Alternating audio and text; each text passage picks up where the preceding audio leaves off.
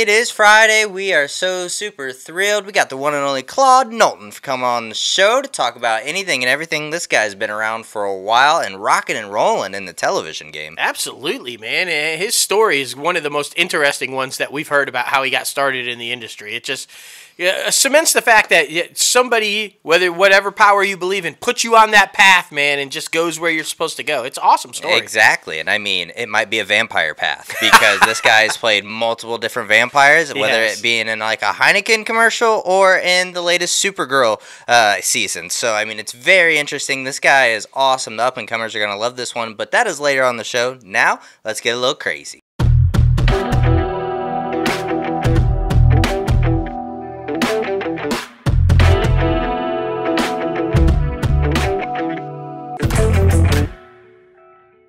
What's up, guys? Welcome back to another episode of Inside the Crazy Ant Farm. Holy moly, we're on episode 159 this week. Again, I'm shocked. 159. We are just a mere 41 away, guys. 41 away from 200 episodes. It's bonkers. It's going by so fast. Like, just yesterday was our 100th episode. Yeah, right? Not really. Not really. Not really. It's like flying, man. But it feels like it. It really does. It's so awesome. And you guys know your host with the most, myself, J-Lo Fantastic, and the one and only Mouth. What's up? Guys, we got a lot to talk about in the industry news segment. It's true. Like, there is so much going down in Hollywood. Like, so much more Marvel news this week. What? A lot of possibilities. Big name actors being attached to some big projects, which we're super excited about. But then, of course, the streaming wars is alive and well, and Netflix kind of falling behind a little bit. I mean, still at the top of the pack, but not as much as they would like to be. So it's going to be very interesting to dive deep into that, but it's crazy, man. It's absolutely wild. But before we get this thing started, you guys know you can head over to our website, www.crazyantmedia.com, where you can start rocking the latest and greatest Crazy Ant Media gear. We have new merchandise right now available on the website. Be sure to check that out. And we got big savings coming soon, so stay tuned for that. And be sure to follow us at Crazy Ant Media and at ItCap Podcast to stay up to date and to know when those big savings are coming, because you're going to want to know. And of course, you guys know you can start showing some love to the guys you love by donating to our Patreon page. That is on there as well. Go to our website, click on the link, and start rocking and rolling with that. And of course, be sure to head over to Podcast Magazine to vote for us for the Hot 50 podcast. So we are super excited. But before we get into all the craziness, all the there's some sad news. There's some really sad news. Alma Wahlberg, the matriarch of the Wahlberg clan, and you guys have seen her on Wahlburgers. Everybody knows that reality TV show about the Wahlbergs and them trying to upstart their family food business. She has passed away this week at the young age of 78. It's really sad. I mean, we just both got done watching Wall Street, the Mark Wahlberg story, and it was crazy. His mother and his family in general impact him so much, so I know this was a hard loss for them this week. Definitely. And some touching tributes by both the boys, on social media, and just, never easy. And then another huge name in Hollywood that you guys are sure to know, Helen McCrory. You guys know she played Draco Malfoy's mother in Harry Potter, and she was most recently Polly Gray in Peaky Blinders, which was a phenomenal. I did not know this, though. She was married to Damian Lewis from Billions and from Homeland. Had no idea that they were married. But Helen lost her battle with cancer at the age of 52. That's scary. McCrory's husband, like I said, Damian Lewis, shared the news, writing that McCrory died as she lived fearlessly. And that wraps it up. I mean, all of her, just in real life and every character, it seemed like she portrayed was fearless and strong and independent and a fighter. And it's sad. It's sad when somebody loses their battle that young. And but she lived a life. So. Yeah, it's true. And all the Harry Potter fans can now tell that you have not watched Harry Potter. Draco Malfoy. Oh, hey. Yeah, I'm just saying. You got to get on that one. And Game of Thrones. You're behind. But it's all good. Let's jump into the Disney news. They have set a massive movies licensing pack with Sony Pictures for U.S. That promises to bring Spider-Man and other Marvel properties that are at Sony at the moment to Disney Plus, which, I mean, we've been talking talking about that, like theorizing about that. With Sony's 2022 release slate, now this is a wide-ranging deal, which runs through Sony's 2026 theatrical release slate. Also calls for Sony titles to run across all of Disney's streaming platforms and linear television platforms, making this an unprecedented in scope as it covers Disney Plus, Hulu, FX Networks, ABC, Disney Channel, and Freeform. And now that also includes a significant number of library titles to spread all among these outlets. Hulu will gain access to what Disney described as a significant number of library titles starting in June, so stay tuned for that. Yeah, so that means not just the Spider-Man movie. Yeah. You know? And by the way, not just the Tom Holland Spider-Man. You're talking Venom and like any of the spin-off stuff on Sony's side of Spider-Man also. Spider-Man Into the Spider-Verse, all that stuff. So that's badass. Yeah, right. And it's about time because, and look, we've said this before, but you know, we're almost positive. Tom Holland's Spider-Man is not going anywhere, and the MCU deal to keep using Spider-Man whenever they want to is not going anywhere because deals like this don't happen unless that's in place. Yep. I mean, fact. Speaking of Marvel, though, and MCU, this was epic. If you guys missed this one, you should go back and find it and look, because it was pretty smooth. The first look at Marvel's upcoming movie, Shang-Chi and the Legend of the Ten Rings, a.k.a. the Master of Kung Fu, Shang-Chi, has been revealed, and none other than Shang-Chi himself, Simu Liu. He gifted the Marvel fans at the beginning of this week with a look at the Shang-Chi poster and his first look at the superhero costume, and also revealed the teaser trailer. Now, as you guys know, this is based on the Marvel Comics character Shang-Chi and stars Simu, which, duh. And he's a martial artist who's been trained to be an assassin since childhood by the Ten Rings terror organization. Then he tries to escape to a normal life in San Francisco where he meets Awkwafina. I'm not even kidding. Awkwafina is in this, and she looks fantastic. Now, the movie will also revisit the classic villain Mandarin, who you guys remember was played by Ben Kingsley, but then it turned out he's not the real Mandarin, and he was an imposter.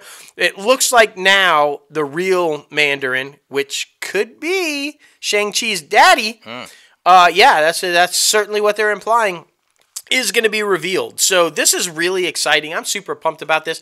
This trailer kind of showed everything. It looked like an old kung fu movie, and then it looked like a modern action MCU movie, but then an 80s buddy cop movie. It was brilliant. I don't know how they're going to merge all that together, but it was badass. Yeah, it looks very entertaining. I'm really excited to see that. Definite. Other exciting news happening at Marvel. They have tapped the Falcon and the Winter Soldier head writer Malcolm Spellman to write the screenplay for a new Captain America movie with Fall's staff writer Dylan Moosen. And this news comes as the same day that Falls concludes its 6th season on Disney Plus.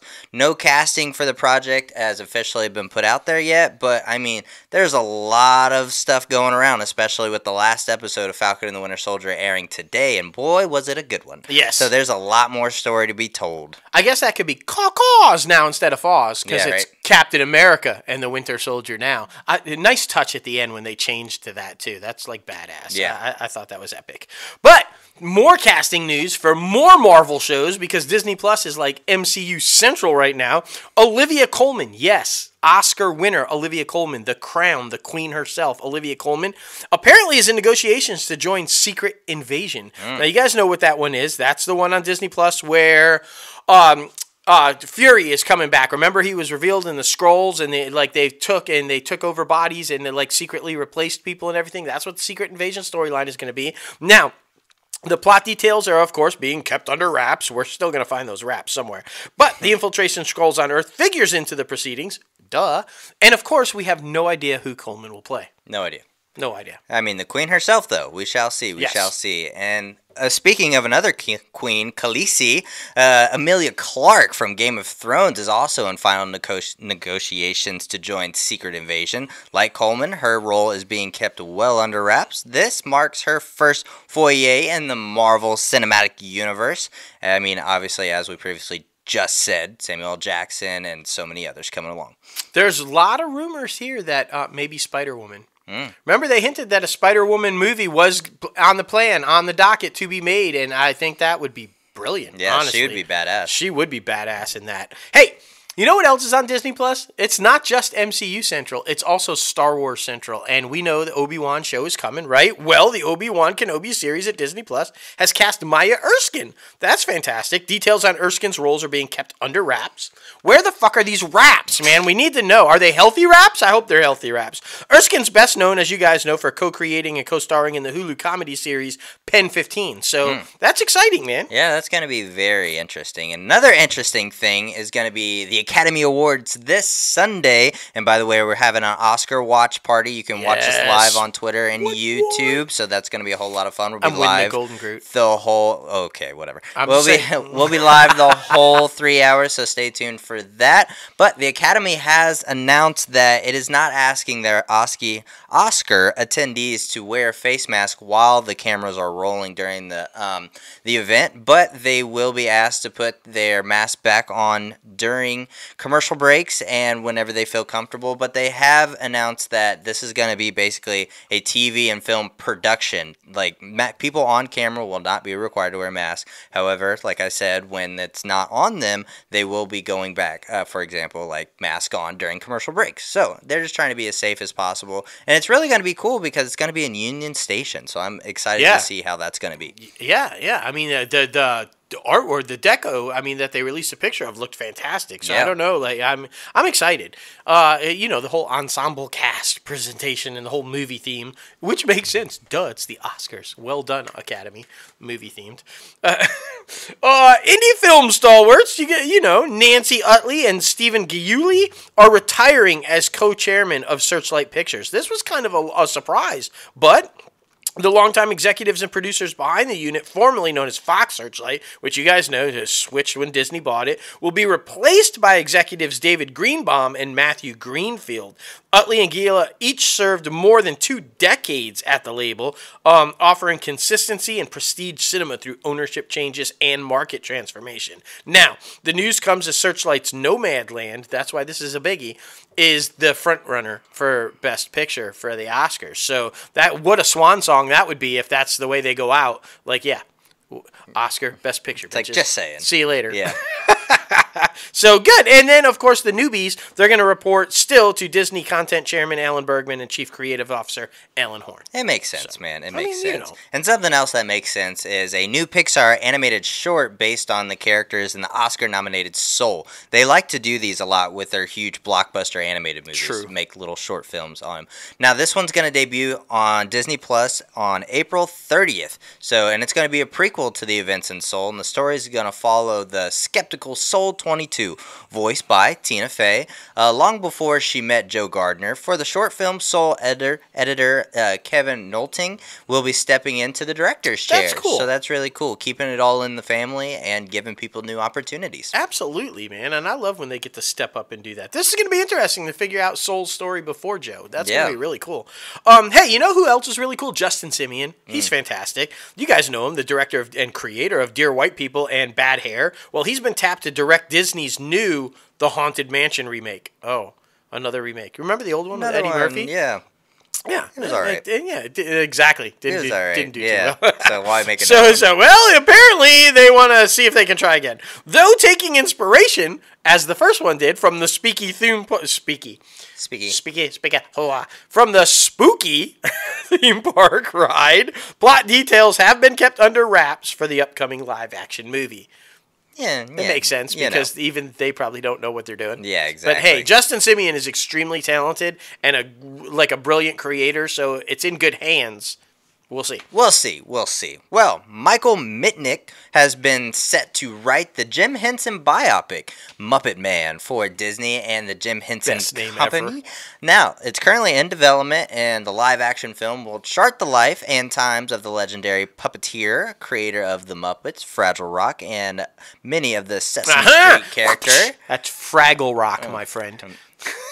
Fraggle Rock. I'm sorry, I'm not old. I don't. No, I know it's fine. It's fine. As well as director of a few cult films like The Dark Crystal. The movie will focus on Henson's journey to convince broadcasters that The Muppets was a great idea and how he worked to get the characters on air where they became a comedy staple. Now, Henson's daughter, Lisa Henson, is producing it with the Jim Henson Company. That's fantastic. It's really cool. I mean, it's going to be a really cool movie because his story is, I mean, phenomenal. And to see the fight to get it on PBS, who eventually picked it up, it's going to be an awesome one. Hell yeah. All right. Now, following a competitive auction, because there's always a competitive auction in Hollywood, 20th Century Studios has acquired the rights to the feature film No One Will Save You. Now, why is this going to be really cool? First of all, it's still under wraps. No one knows. No one knows. Burrito wraps, chicken wraps. We don't know. Chicken. Yeah, like just tell me it's not a lettuce wrap. Yeah, I mean, I'm all about health food, but lettuce wraps. They suck. Anyway, you know what's really cool? Caitlin Dever is attached to this, and she's Hollywood's it girl right now. Yeah. I mean, she is legitimately like everywhere. So that's cool. We don't know anything else about it. But 20th Century Fox paid a lot of money for it, and Caitlin Dever's going to star in it. Exciting stuff. Exciting stuff. Now, this literally broke right before we started recording. And I'm sad. Wild. We've been talking about this the past couple weeks, and I'm kind of surprised. But ABC has passed on the untitled Alec Baldwin / Kelsey Grammer multi-camera comedy. The decision was made after the network's executives saw the finished pilot episode, and the project starring Baldwin and Grammer and Alec Mappa have had a straight-to-series order. Now, the studio behind the comedy, 20th Television, is now shopping the pilot, written by Modern Family's Chris Lloyd and directed by James Burrows, and they're shopping it to other networks and streamers. So, very interesting. Hey, they got paid. Yeah, they had a straight-to-series order with a penalty on it, so they still got paid. And then Grammer's like, see you, going to Fraser. That's fine. He's not worried. All is good, all is good. Baldwin might be worried, but Grammer's like I'm out of there. Cecilia Suarez and Augusto Aguilera have joined the ABC drama pilot Promised Land. Now, as we've told you, this is the show described as an epic generation-spanning drama about two Latinx families vying for wealth and power in California's Sonoma Valley. Yeah, you remember? I'm definitely down for this one all the way. The pair joins previously announced cast members John Ortiz, Christina Ocha, and Mariel Molino. Suarez is going to star as Letty Sandoval, the matriarch of the Sandoval family, a wealthy vineyard-owning family in the Sonoma Valley. Letty will do anything to keep her family with all its fraying allegiances intact. Now, she is the proud fortune of the Sandovals and have built the arrival of a figure from Letty's past soon causes her to question whether the cost of achieving the American dream is too damn much. Oh, shit. Oh, yeah. Aguilera, however, is going to play Mateo Sandoval, the hardworking, highly capable general manager of the Heritage Vineyard. As the stepson to the patriarch, Joe Sandoval, he has never felt fully accepted by the wealthy vineyard-owning family. Well, what the fuck, y'all? Make him feel accepted. Mateo finds himself at a crossroads when a young immigrant who reminds him of his roots arrives to work at the household. This sounds deep. It does. This sounds like a kick-ass primetime soap opera type thing, bringing it back. Like I don't know. It's got wine, so it's going to be good. It's going to be good. It's going to be good. Oh, my goodness. Well, TV prolific pilot director James Griffith has been tapped to direct and executive produce ABC's fairy tale drama pilot Epic from Once Upon a Time creators Adam Horowitz and Edward Kitsis and ABC Signature. Shooting is currently underway in Ireland. Epic is starring Brittany O'Grady and is described as a romantic anthology series that reinvents fairy tales for a new audience. So very exciting. I mean, fairy tales are a big thing right now. That's true. So grab your Blarney Stone in a pub, and go have some fun. All right. There it is. I don't know. It's like, can you grab a Blarney Stone? I don't even know. Tracy Ashley is developing a comedy series inspired by her life and stand-up at Fox with Wanda Sykes and Tiffany Haddish on board as executive producers. Now, it's titled Tracy's Life Matters. Okay. All right. Everybody's does, but Tracy's does too. The single-camera show follows Tracy, a savvy, independent black woman who moves with her white husband to his hometown in rural Indiana. Oh, there you go. Yeah. Indiana. All right. Interesting. There, she must deal with a challenging career in sales and a mother-in-law who has Karen-like tendencies. The project has received a script commitment with a penalty attached, and we see how that worked out. Yeah, right. You get paid no matter what. Oh, man. All right. Everybody has a Karen in their life. So Everybody has a Karen. It's true. It makes sense. Well, Viola Davis and Julius Tennant's Javi Productions has set comedy Unfuckables at Hulu for a Best development. name. Co-written by Jeremy Hu from Jimmy Kimmel Live and loosely inspired by his own experience, Unfuckables is set in a world of dating that there's a dating pool and there's a bottom of it. Well, it meets two best friends who, against their wishes, live their full-time an Asian American and an African American female best friends who are determined to no longer be deemed by unfuckable. So I guess they feel unfuckable. I think that's what it is. Yeah, at the bottom of that dating pool. You know, Hulu's getting risky. I mean, they are. They are. Like, But hey, if you want to run with it, run with it. Yeah, right? I mean, that's a great name, by the way. Power It's just, to yeah. you. And by the way, everybody, come on. It's not right to treat people like that. Everybody's fuckable. That's It's right. fine. Everybody's fuckable. Come all on. good. Come on. Who are we, people? Who are we? Hulu has acquired the U.S. rights to Peter Nix's 2021 Sundance documentary, Homeroom.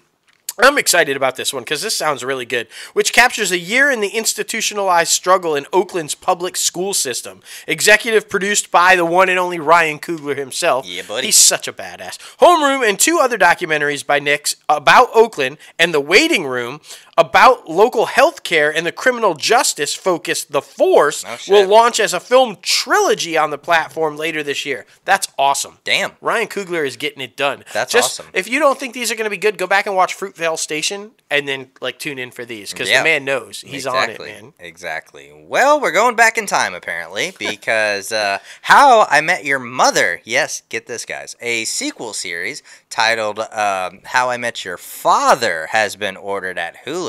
And with Hilary Duff, a starred freaking amazing, I shall say. She is attached to star in this thing.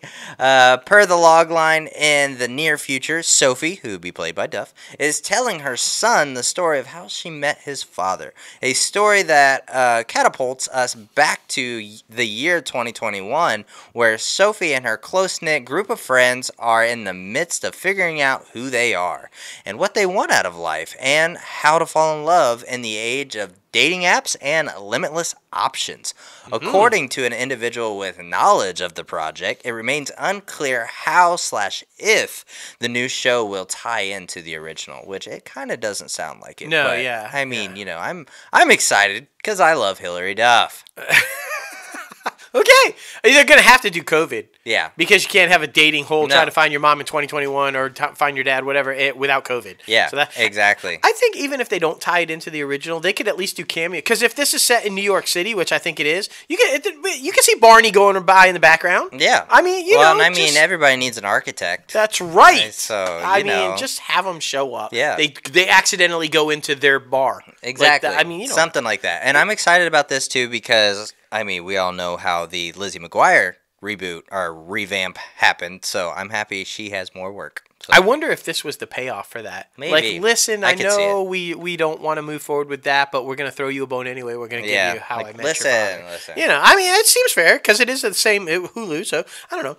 All right, hey, jump into the bunny. Wow, that was a lot of Disney news. Jump into the bunny. HBO Max, much like Disney, has continued its growth curve in the first quarter of 2021. The streamer gained about 3 million total subscribers sequentially, and at the end of March, HBO Max / HBO combined had 44.2 million domestic customers. That's up 2.7 million from 41.5 million at the end of 2020. So that's awesome. Not anywhere near Disney Plus levels, but they're gaining, and they're gaining more than they had thought they were, which later on we're going to tell you somebody that didn't.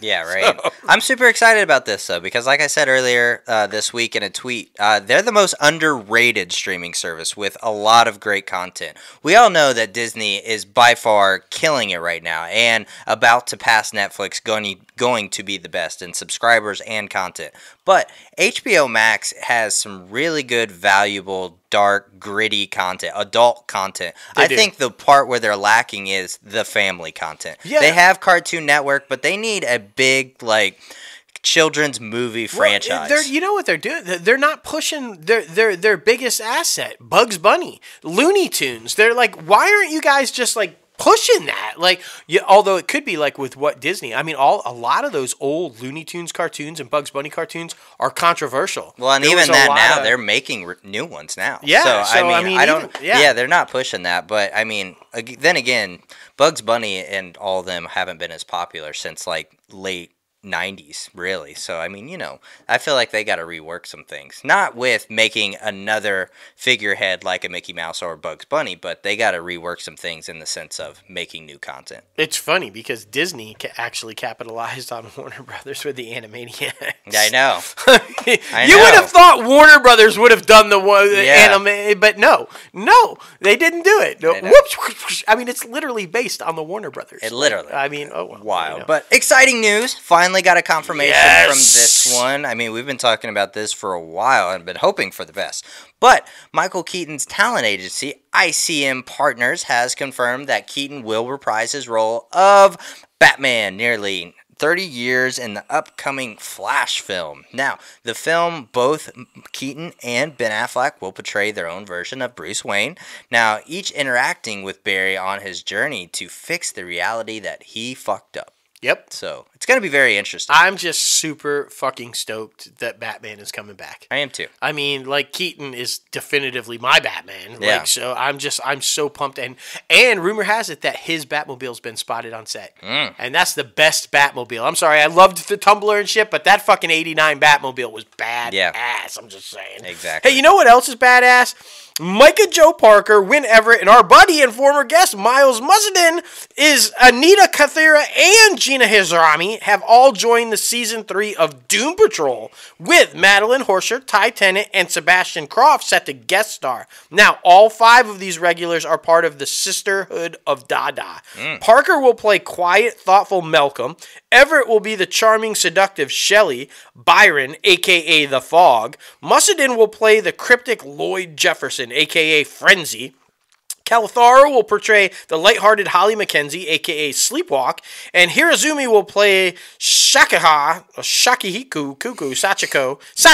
there you go. All right, there it is, a.k.a. The Quiz, whose crippling phobias mask awe-inspiring powers. This is really cool, though. This is like a crazy-ass group in the comics, y'all, so, like, I love that they're taking chances and just bringing in these, like, wicked crazy people onto the show. It's just more so why you love Doom Patrol. Yeah. Because they're taking chances, they're bringing in, and they always leave you going, what the fuck? Right? What did I just watch? And that's going to happen with this. I could just see it. So funny, man. So funny. Well, Dove Cameron and Jordan Fisher will star in the Warner Brothers / HBO Max movie Field Notes on Love, based on Jennifer E. Smith's 2019 romance novel, co-adapting are Smith and Lauren Graham.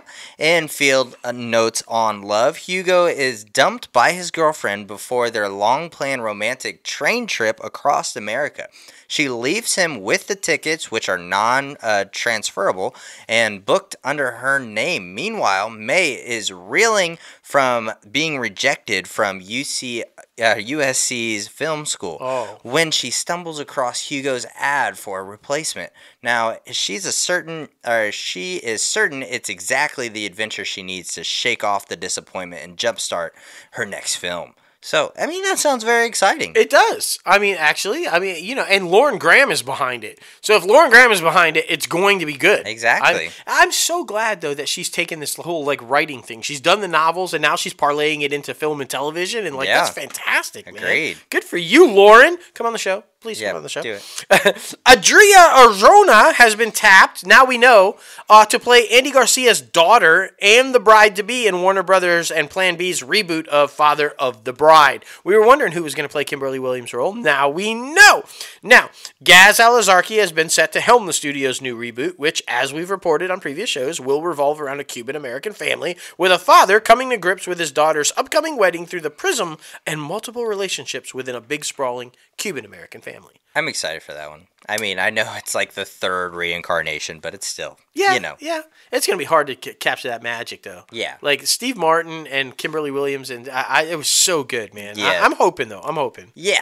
Well, Devin Atray has joined the ensemble cast of Steven Soderbergh's next film, the New Line Max original feature, Kimmy, with Zoe Kravitz on board to star. Byron Browers, Jamie Camille, and Jacob Vargas are also on board this thing. Now, the film will premiere exclusively on HBO Max. David Coip penned the script and will produce with Michael Polaire. Now, the plot details, of course, are being kept under wraps. The film would mark the second collaboration between Warner Brothers Picture Group, HBO Max, and Soderbergh since the recent restructuring of the studio, and the third between Soderbergh and HBO Max. Oh. So, I mean, he's making some things happen at HBO and Warner Brothers. Most definitely. Most definitely. Does he know where the wraps are? Maybe. If you guys know where the wraps are, please tell us. Just tell us. We want to know. Please. We want to be on the end. We want to be in the room where it happens, where they make the raps. That's just where that's. DC Youngfly, best known as a cast member of MTV's long-running improv series Wild 'N Out, has been added to the cast of New Line's reimagining of the 1990 cult comedy House Party. I liked House Party, but really? Yeah. Produced by LeBron James, though, and Maverick Carter of the Spring Hill Company. He's joining previously announced stars Jorge Lindenbrog and Tosin Cole in the film, which is being directed by Calmatic, marking his feature directorial debut. Reginald Hudlin, who wrote and directed the original film starring hip-hop duo Kid and Play, will serve as executive producer. Now, if you guys aren't familiar, DC Youngfly, who got his start by creating videos and roasts on Vine, was most recently seen playing musician Sly Stone on American Soul on BET.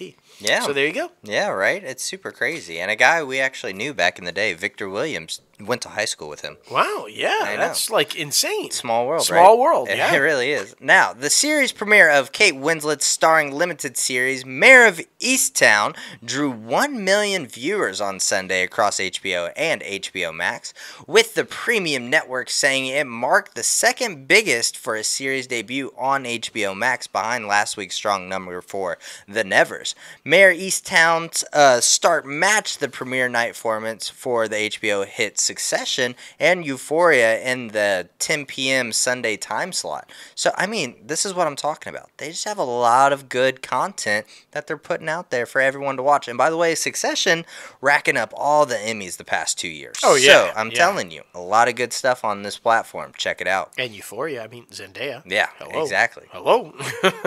All right, switching over to the Viacom CBS. This just kind of broke a couple hours ago, too, and we're super pumped because this was everybody's wondering what's going on with this one. Well, now we know. NCIS Los Angeles has been renewed. So, collective sigh of relief for all you NCIS LA guys. For season 13 at CBS. So, bye-bye NOLA, but LA survived. With the broadcast also ordering NCIS Hawaii. Remember, we talked about that. That was in development. Well, apparently, it's a go. They're ordering it to series. NCIS Hawaii was first announced, like we told you, back in February. So, now just because it's a go doesn't mean it will. Yeah.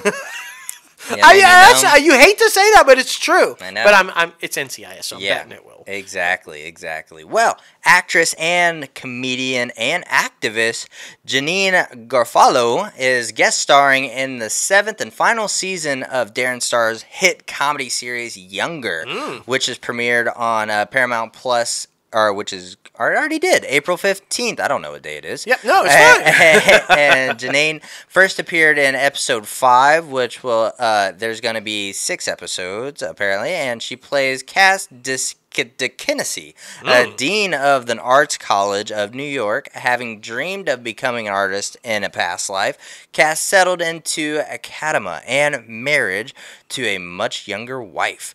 Now, when Cass offers Maggie a teaching job at her school, her quiet life gets turned upside down. Oh, shit. Yeah. Man, damn. Yeah. I love Garofalo. I hate that they just kind of one episode, one and done, as if we weren't going to notice that on This Is Us, that his psychiatrist changed.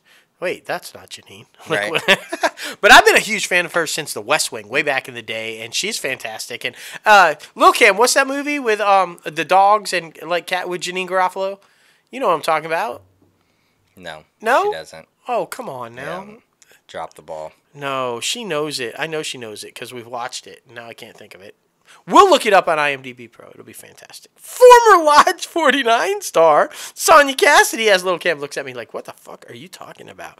Yes, former Lodge 49 star Sonya Cassidy is set as a series regular opposite Chiwetel Ejiofor, and I never say his name. I feel so bad every time. Naomi Harris in The Man Who Fell to Earth drama series on Showtime. Now, based on the Walter Tevis novel and the iconic 1976 film that starred David Bowie, The Man Who Fell to Earth will follow a new alien character who arrives on Earth at a turning point in human evolution and must confront his own past to determine our future.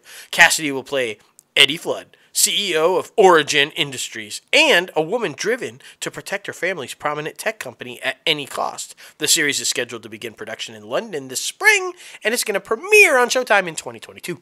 Very exciting. There you go. Very exciting. Well, my star, Chloe Coleman, has joined the ensemble of Paramount's untitled film adaptation of Dungeons & Dragons. Now, you guys know, the film also stars Chris Pine, Michelle Rodriguez, Justice Smith, Reggie Jean-Page, Hugh Grant, Sophia Lillis, and the plot details behind the latest take on the IP are being kept well under wraps, and it's unknown who Coleman is going to be playing in this pick. So, you know. She was great in My Spy, though. She stole was. the movie. She was fantastic. She's a great little actress, so that's going to be fun. Oscar Nunez, just the latest person to be cast to this film who's got everybody in Hollywood starring in it. I'm, of course, talking about The Lost City of D, the romantic action comedy starring Sandra Bullock, Channing Tatum, and everybody in Hollywood. It's currently unknown who Nunez will play in the Paramount Pictures film, but the casting reunites Nunez with Bullock. He had a scene-stealing role in the 2009 romantic comedy The Proposal as the town's resident waiter, minister, and exotic dancer. Oh. The film is expected to release in theaters April 15th, 2022. Fun stuff. Yeah, man. Fun stuff. Well, heading over to the Peacock, NBC Universal, Focus Features will shoot a sequel movie to the hit Downtown Abbey, the original principal cast, with all once returning for a second film, which began production last week and is set to release December 22nd of 2021. Damn, that's quick. Yeah. Additional stars joining the sequel will include Hugh Dancy from Black Hawk Down, Laura Haddock from Guardians of the Galaxy, and Natalie Bay from Catch Me If You Can. Yeah. So very exciting. Now, this next one, y'all, it took a lot of heat, and rightfully so, because one, it's a stupid fucking idea, and two, it is a knockoff. If we want this, we just want Hugh Jackman to come back. I mean, I'm sorry, but it's true.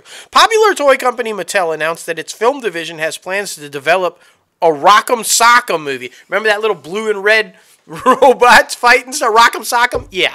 They're actually talking about making a movie out of that. Now, here's the crazy thing with Vin Diesel. Like, Vin Diesel. What? Right. I don't even know. Diesel's production company, One Race Films, is working on it. But, guys, Real Steel. Remember Hugh Jackman? Like, that was so badass. If you want robot fighters, just do a sequel to that. Everybody loved that fucking movie. Like, just do that. Evangeline Lilly, Hugh Jackman, bring them back. It's like don't do this. Rock'em Sock'em? It's weird. It is weird. Like, you don't have to make a movie out of every fucking game. Like, it's okay. We don't have to. It's fine. Well, Lucifer actress Amy Garcia and New York Times bestselling author AJ Mendez have been brought on to pen the upcoming untitled 47 Ronin sequel for Universal 1444 Entertainment, and the action fantasy pick will follow the 2013 Universal Keanu Reeves movie, which grossed over 151 million worldwide. Now, 47 Ronin tells a fictionalized account of the titular 47 Ronin, a real-life group of samurai in the 18th century who set out to avenge the death of their master who was killed by a shogun.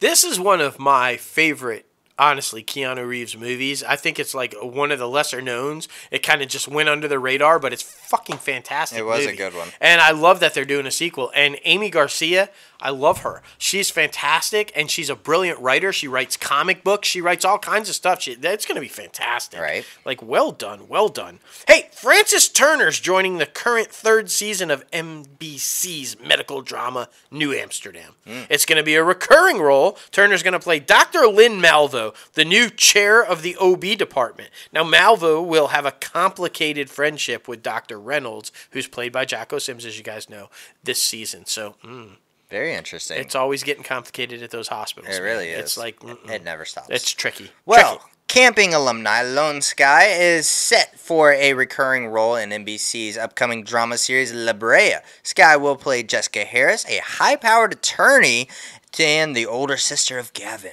Oh. Yeah. Yeah, that'll be interesting. Right. Now, Joe Exotic, you remember that? Yeah, NBC's like the Tiger King. Like, all right, come on. Joe Exotic limited series in which Kate McKinnon will play Carol Baskin has cast John Cameron Mitchell to play the Tiger King himself. Mitchell has been cast as Joe Exotic. Schreibvogel, I think that's how he says his name, Schreibvogel, the larger-than-life zoo owner in Oklahoma who loses himself in his hatred for Carol Baskin. Now, as previously announced, the show will air across all of NBC's networks, including NBC, Peacock, and the USA Network. Very interesting. Yeah, I mean, if it started at Netflix, why are all these other freaking places picking up this story? Right. We really don't care anymore. It's fine. We really don't. Well, going over to Sony, Joaquim Dos Santos, Kim Powers, who is a current Oscar nominee, yes, and Justin K. Thompson have been tapped by Sony's Pictures Animation to direct a sequel to the Oscar-winning animated feature Spider-Man Into the Spider-Verse. We're so super excited. Although we told you that Dos Santos' directing role a few weeks ago, the trio have actually been working together on the project from the start. Yeah. So, I mean, give credit where credit's due. That's like, come on now. But I'm super pumped because Kemp Powers, man, this guy's killing it. One Night in Miami and freaking Soul. And yeah. That guy's killing it. So that's a good hands. Good hands right there. All right. Now, this one's an interesting choice. Like, okay, sports announcer, you love him, you hate him sometimes, but there he is. Joe Buck is taking his talents from the world of sports to the game show television Jeopardy. Yeah. Yep, he's going to be a guest host, though it has not yet been confirmed how long Buck will serve in the role. Guest hosts have normally been serving in 2-week intervals, so Buck's episodes are likely going to air at some point over the summer. Interesting. And following a huge social media push to have Reading Rainbow and Star Trek star LeVar Burton take a hosting role on Jeopardy! The actor has been announced as part of the final group of guest hosts who will round out the show's 37th season. Now, in the minds of many fans, Burton is the frontrunner to step into Trebek's role with a Change.org petition garnering over 246,000 signatures. Yeah, so yeah. damn. He got a lot of celebrities tweeting, make him the host, make him the host. Like, everybody was, like, down for that. So we're going to find out. He's going to get his chance, and we'll see how good he is. So, all right, LeVar, bring it. Will he wear the visor? Wear the Geordie visor. That'd be so badass. I don't know. Maybe. Ooh, sorry. MGM. We're going to MGM.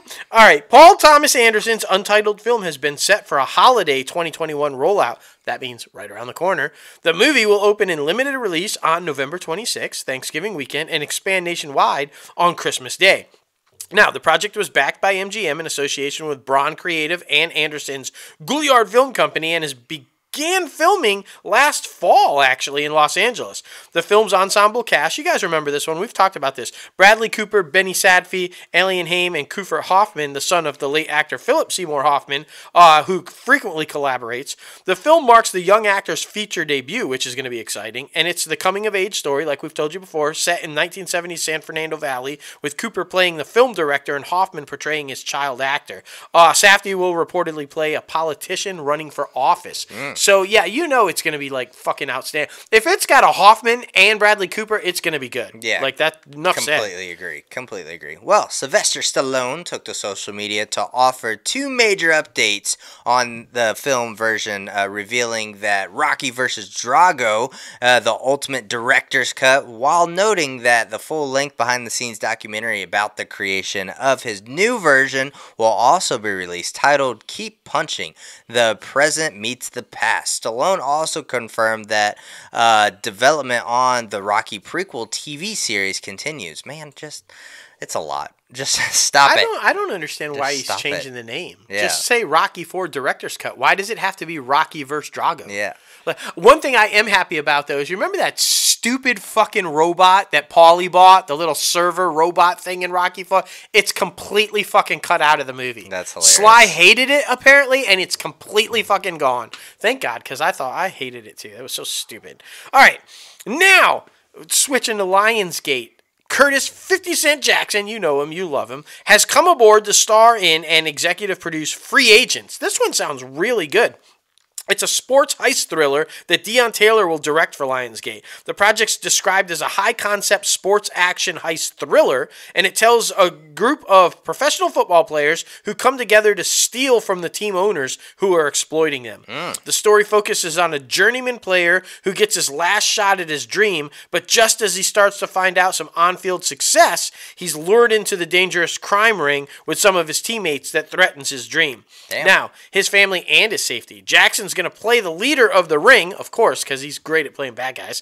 A veteran linebacker who pulls the younger player into his dangerous scheme to get back at the league owners. This sounds really awesome to me. Like he's doing such good shit. Yeah, like, original content. Like, he really is. I haven't seen anything like that before. No, I mean, that's like fucking keep going, 50 Cent. Because, Right. I mean, you are killing it, bro. Exactly.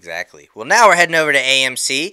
Henry Lloyd Hughes and Thalessa Teixeira have signed on to star alongside Lucy Hale in the AMC Abilene series Ragdoll. Now, the 6-episode show, which was ordered to series back in February, is set to begin production April 19th in London. The series is based on the novel of the same name by Daniel Cole, per the log line assigned to a shocking new case nicknamed the Ragdoll are D.S. Rose, Lloyd Hughes, D.I. Baxter, who, played by the other person, and D.C. Edmonds, who's going to be played by Hale. The Ragdoll killer taunts the police by sending them a list of his next victims with Rose's name at the very end. And with those victims to protect, our heroes soon come under intense public scrutiny. Damn. Rooting for you, Lucy. Right. We're pulling for you. Right. You deserve I mean, it. you have been series after series after series since Pretty Little Liars with no success. We're pulling for you. Yeah. We're hoping for you. Agreed. Netflix. Woo, boy. Yeah. Remember how we told you Warner Brothers gained and Disney's flying up Netflix real quick? Well, here's why. Netflix's subscriber growth cooled dramatically this past first quarter of 2021 after record pandemic-fueled gains last year. Of course, because everybody was home, right? But they're not anymore. So, what happened? Well, the streamer added only 2 million fewer subscribers. That's like, guys, it's sad, okay? So on the company reported a total gain of only 3.98 million in net global streaming subscribers. That was well below its previous expectations of 6 million. Now, Netflix predicted even lower gains for this quarter. They're only expecting to gain 1 million. So we're talking a total of like 4 million subscribers over 6 months. Uh-oh. Yeah, that's not good. No. And why? Why did they say that? Well, they had, by the way, I want to give you this number, 207.4 million paid subscribers worldwide. Disney's at 152. Yeah. Keep that in mind, guys. They started last year.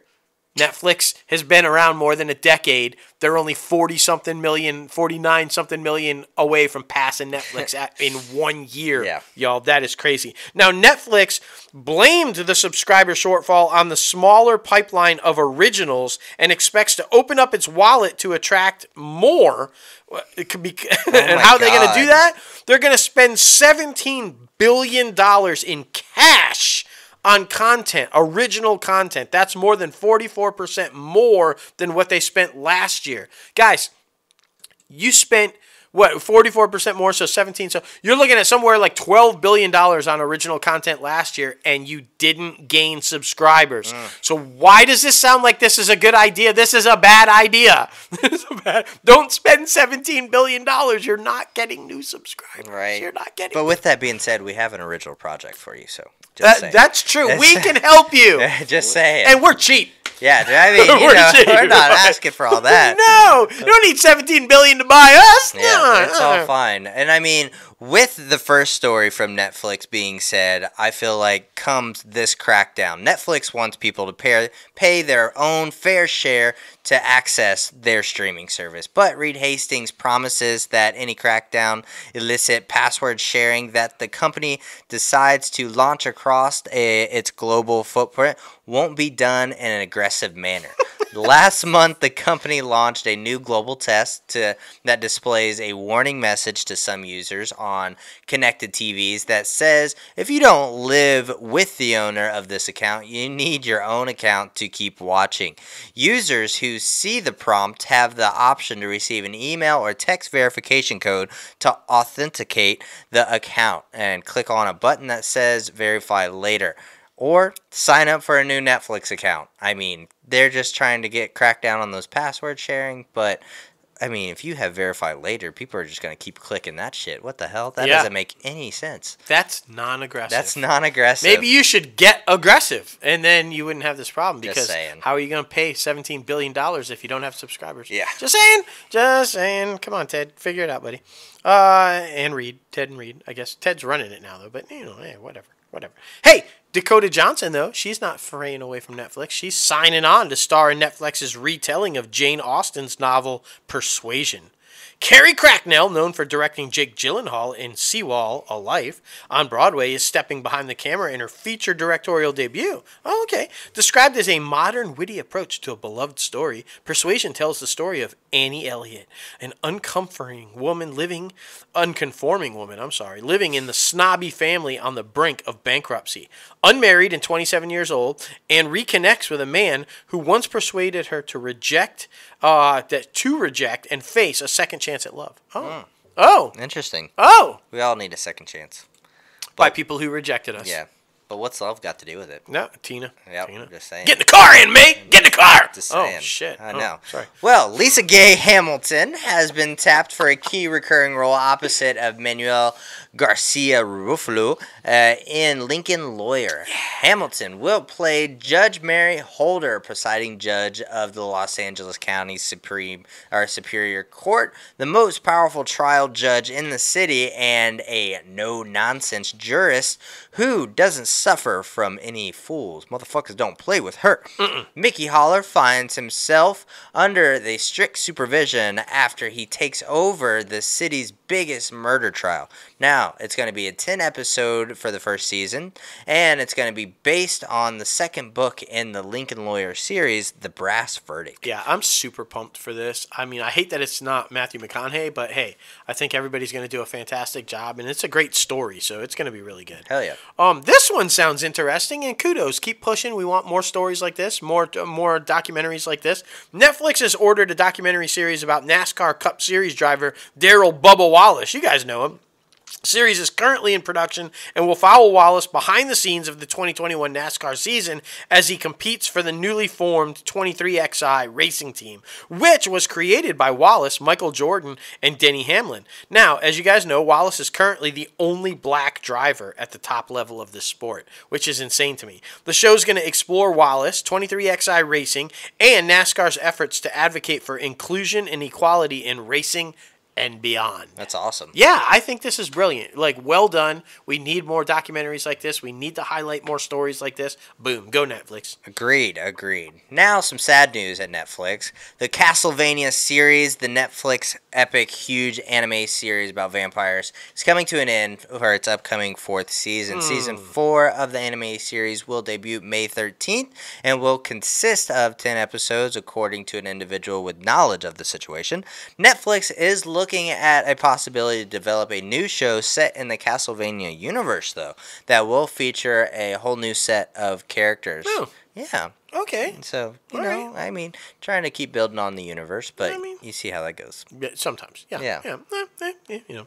Hey, this is another interesting one that's going to be really cool to watch. Netflix and Working Title have started production on The Swimmers. The film tells the true story of swimming sisters Yrsa and Sarah Mardini's journey as refugees from war-torn Syria all the way to the 2016 Rio Olympics. The roles of Yrsa and Sarah Mardini will be played by Lebanese sisters Manal and Nathalia Issa.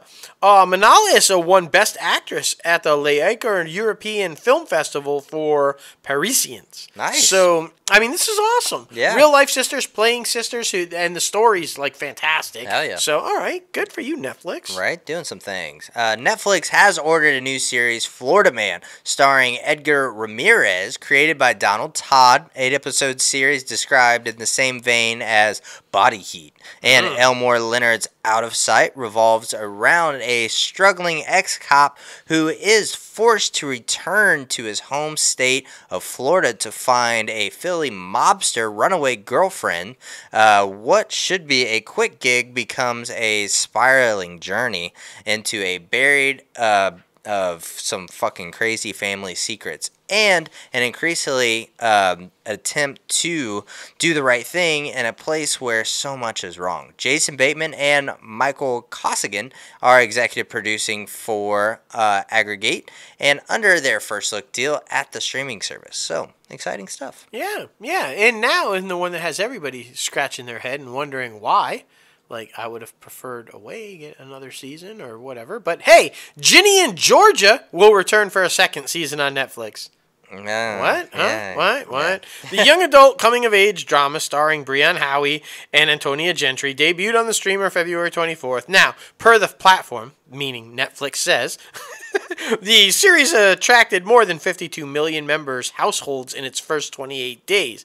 In addition, season 1 of Ginny and Georgia made Netflix's top 10 list in 87 countries around the world and hit number 1 in 46 countries, including Australia, Brazil, Kenya, and the U.S. Guys, I'm sorry, but this is just a cheap fucking knockoff of Gilmore Girls. It's nowhere near close. It's not good. It's stupid.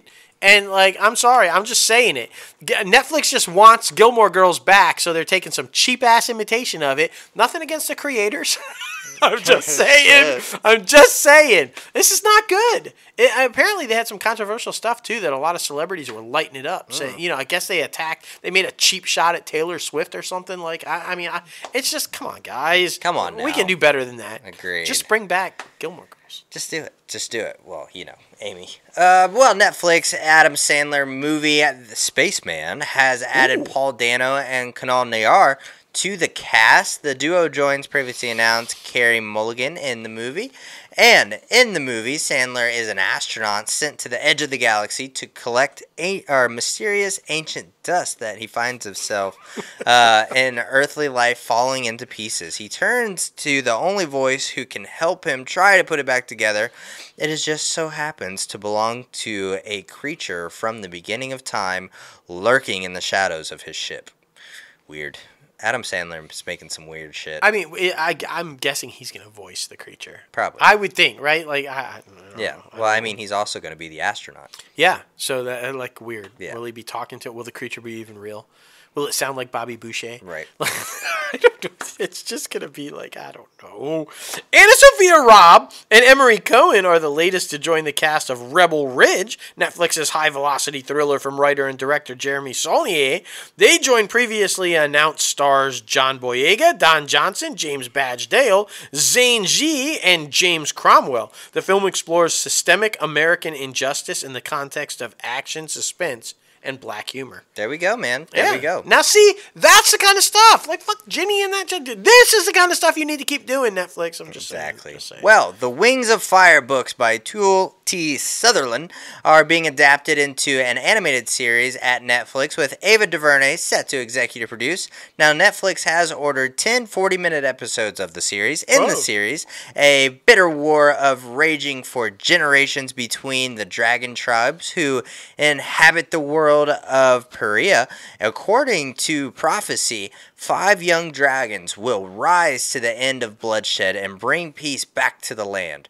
Raised and trained in secret from the time they were hatched, the dragonettes of Destiny, Clay, Toshami, Glory, Starflight, and Sunny embark on an evolving quest that will bring them face to face with their true selves and overwhelming scope of their savage war they have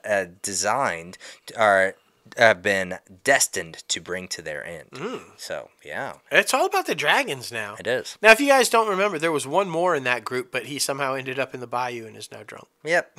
Totally different show. Still waiting for it because I'm totally down with it. But all about the dragons at Netflix. Hey, switching to Amazon, the place with the most money. Amazon Studios has ordered a young adult pilot based on the Harlan Coben novel Shelter. Now, according to sources, should Shelter get ordered the series, it could go either to Amazon Prime Video or to IMDb TV. The pilot will begin filming this summer, and in Shelter, Boltar witnesses his father's death and sends his mom to rehab.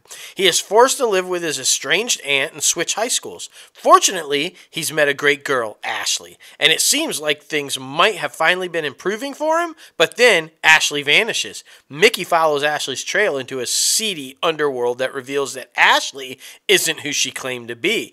And neither was Mickey's father. Soon, Mickey learns about a conspiracy so shocking that it leaves him questioning everything he knew about his life and what he thought he knew. Damn. Now, is Ashley like his sister? Right? Oh. Like, that's weird. Some weird stuff happening. I don't know. Right? Because we don't know. Mickey was like shady too. And like that. You never know. You never know. Well, Aaron Doherty, who got huge acclaim for portraying Princess Anne in The Crown, headlines the cast of Amazon Prime Video and BBC's one psychological drama series, Chloe. The cast also features rising UK acting talents, including Billy Howell, Pippa Bennett-Warner, and Jack Farthing. Now, alongside Poppy Gilbert, Ashkay Khanna, and Brandon Michael Hall, a newcomer, Alexander Elliott, Doherty plays a temp worker, Becky, who lives with her mother and is obsessively drawn to the Instagram account of the seemingly flawless life of Chloe, who's going to be played by Gilbert. Now, but when Chloe dies suddenly, Becky's need to find out how and why leads her to assume a new identity, who is Sasha, an engineer, a chance of meeting Chloe's best friend and infiltrate her friend group of close-knit friends. Chloe will have 6 one-hour episodes, which will air and premiere on BBC One and BBC iPlayer in the UK, and will be available on Amazon Prime Video in some of 240 countries and territories worldwide. Now, this sounds just like a stalker story. It does. That's kind of creepy. Yeah, Amazon. there's a lot going on there. Yeah. So yeah, you're right. First she stalks her, then this woman dies, and then she tries to become a fake person to get into her inner circle and shit. That just sounds deep and creepy. Yeah, I'm confused. Deep and creepy. Instagram, man. Yeah, Instagram. right. Robin Thede, the multi-hyphenate behind HBO's A Black Lady sketch show, is developing a zombie action comedy feature, killing it, with Jax Media and Amazon Studios. Now, Thede wrote the screenplay and will produce. The story apparently revolves around a group of underachieving friends who live in Atlanta, which becomes overrun by zombies while the friends are taking part in Spelman College's Spellhouse Homecoming event 10 years after they dropped out of the prestigious HBCU women's school. It's described as Shaun of the Dead meets Girls Trip. Interesting. I mean, it makes sense that zombies overrun Atlanta because that's where they film The Walking Dead. Yeah, right. Very interesting. I mean, they have all them zombie extras just ready to go. Right. Exactly. Exactly. Well, jumping over to Apple, Apple Original Films has announced number 1 on the call sheet. 2 companion documentary features that will celebrate black achievement in Hollywood and explore what it takes for black actors to be successful in the film industry. Now, this one's going to be produced by Jamie Foxx, Kevin Hart, Datari Turner, and Dan Coggan. Now, number 1 on the call sheet is executive produced by Angela Bassett, Halle Berry, Reginald Hudlin, and Brian Smiley. The documentary is separated into 2 parts, with the first film focusing on the groundbreaking work of black women actors. Number 1 on the call sheet, Black Leading Women in Hollywood. It is executive produced by Bassett and Berry and directed by Shola Lynch. The second film celebrates black achievement in film and highlights the stories and experiences of black male actors of the past who have paved the way for today's stars. Number 1 on the call sheet, Black Leading Men in Hollywood, is going to be directed by Reginald Hudlin as well. So, it produced on the other one, but right now, yeah. But that's really cool. That's what we need. That's really what we need. I mean, yeah, and these are going to be really interesting stories. I mean, honestly, because, yeah, there were a lot of black actors who paved the way for what we're seeing now. And so, yeah, it's going to be really, really cool to see. Apple TV revealed the premiere date and new trailer for the hotly anticipated second season of Ted Lasso. Yeah, I'm excited about this one. The new season will premiere July 23rd. It's unclear how many episodes are going to launch that day. Season 1 launched with 3 episodes before shifting to a weekly rollout. So the plan for Season 2 will again see episodes released every week. We just don't know how many that initial week are going to release. So could be 3 again. We don't know, but we'll keep you up. It's their biggest thing on Apple, so it only makes sense. It only makes sense. Well, Apple TV has ordered to series a bilingual drama Now and Then. The series, which will be shot both in Spanish and English, set in Miami with an all-Hispanic cast, will be executive produced by Homeland and the Spies, Gideon Raff, who is set to direct the first 2 episodes for the Apple streaming service. Now and Then is described as a multi-layered thriller that explores the difference between youthful aspirations and the reality of adulthood, when the lives of a group of college best friends are forever changed after a celebratory weekend ends up with one of them dead. Now, 20 years later, the remaining 5 are reluctantly reunited by a threat that puts their seemingly perfect worlds at risk. That sounds deep. That's really deep shit. I mean, it's kind of like It without a scary clown. Yeah.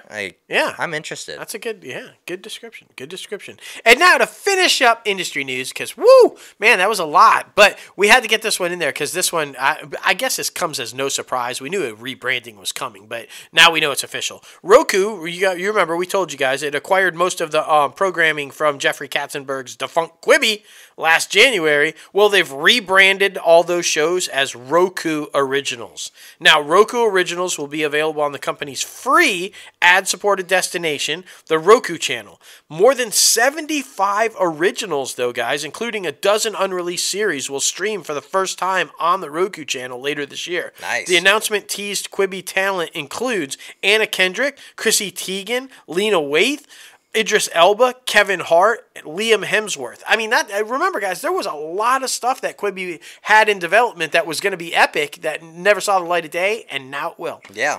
I'm really excited about that, especially remember us talking about the 50 Cent animated superhero show. Yeah. Like, I really want to see that one. I hope that one's the one that was in development that they went forward with. So. Me too. And Kevin Hart with remember, he wants to be an action star. Yeah, was it John Travolta? Yeah, as the coach. So, and Swimming with Sharks. I still want to see the Swimming with Shark one. So. Yeah. Roku Originals, guys. Keep an eye out for it. Very exciting, very exciting. Well, something else that's very exciting is our guest segment. Yes. Claude Knowlton coming on the show to talk about his many, many years in the light shining Hollywood, man. It's been amazing, and especially going back and forth between Canada and LA. I mean, he's got a lot of different stories, especially for up-and-comers trying to break into the entertainment industry. Yeah, and you know, much like the path of several other actors, when he first came here, he couldn't even speak English. Yeah. He had to learn how to speak English. So, yeah, it's just an amazing story, man. Yep, I completely agree. Well, here he is. Claude Knowlton, welcome inside the Crazy Ant Farm. How are you? I'm great. How are you guys doing? Oh, man, we're doing fantastic. Super pumped to have you on the show. We have a huge block of Arrowverse fans that are super excited to have you, so this is going to be real fun. Well, that's awesome. Yeah, Vancouver. That's where represents all the DC, a lot of them anyway. Yeah, absolutely. And Toronto as well now. Right? It seems like that's where a lot of stuff is going down. But before we get this thing started and dive deep into it, we always like to introduce our guests to the listeners, because this show is about up-and-comers trying to break into the entertainment industry, so we always like hearing everybody's backstory. So how did you get started? Was it something you always wanted to do, or was it something you just kind of fell into? See, what's interesting is everyone has their own story. There's not one story that's the same. Exactly. Right? That's exactly right. My story. I started in Quebec in church choir, and just watching television and just dreaming. I was in a small town about 2 hours outside of Montreal, Sherbrooke, Quebec, and not even speaking English. But at the time, I was watching French television anyway, going to French school. My parents are French. And it was just a dream. It was like impossible to even think about going to Montreal and just like, what door do I knock on? You know, I didn't know what to do. And eventually I was working in a hotel, and these groups of people would come, like old people, like on a tour, or the Ice Capades would come and perform in the town and they stayed at the hotel. And to me, that was like showbiz. And I got friends with some of them because I was waiting on them every night. Right. And then I got their address in California, and I was writing a postcard to people in Santa Monica, California, whatever, Santa Monica Boulevard was the address. And that was just blowing my mind. I was like, oh my God, I have a connection. But eventually at that same hotel, a guy that worked there as a busboy, because I worked there for 4 years. I learned everything from 15 to 19 about the restaurant business. Moved to Palm Springs, California. And then I thought, well, that's my way into California. Absolutely. So I went there, and I joined him. And I was working in California in Palm Springs. I didn't even know where that was. And but it was perfect for the restaurant business. Oh, yeah, absolutely. And all I did was just hang out by the pool and then drinking at night, even though I was 19. I was 21 over there. But in Quebec, it's 18 to drink, so I'd been drinking for a long time. Right. So I borrowed my brother's ID, and I was just going out and doing nothing really with my life, just being a kid and stuff, and just enjoying the sunshine of California.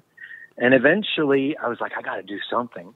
So I went to the college in Palm Desert, College of the Desert, COD, and I started taking English classes, Spanish classes, dance classes, acting classes, and that's when I got the bug. And I just kind of mocked the American sound because I was French Canadian, and I just needed to get rid of that accent.